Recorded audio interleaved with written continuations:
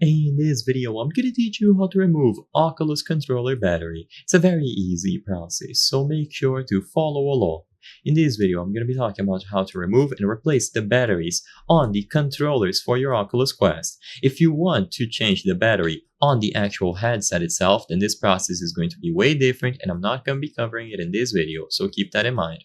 For this video, I'm going to showcase how you can change the AA battery used on each of the controllers. You will need one battery per controller, so in total 2.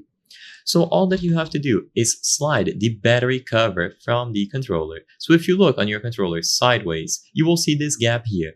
And you will also notice this marking that has a little arrow. This is how you can find the battery compartment. So all that you have to do is slide this outwards. So just follow the path of this arrow.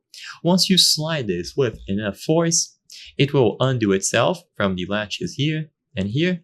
And now you are free to access the battery compartment. Now you can insert a battery in place. Make sure that you follow the proper orientation. So there will be one negative side with essentially this minus symbol and another one with the positive. It's very important that you line it up accordingly. So once you have the battery lined up, just put it into place.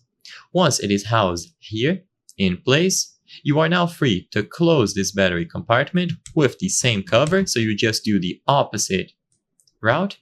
And once it latches into place and it is securely attached, you are good to go. Repeat the process with the other controller, and now the battery will have been replaced. If you notice any signs of corrosions or problems related to the battery port, it is very important to always replace them and make sure that your controllers stay in good shape.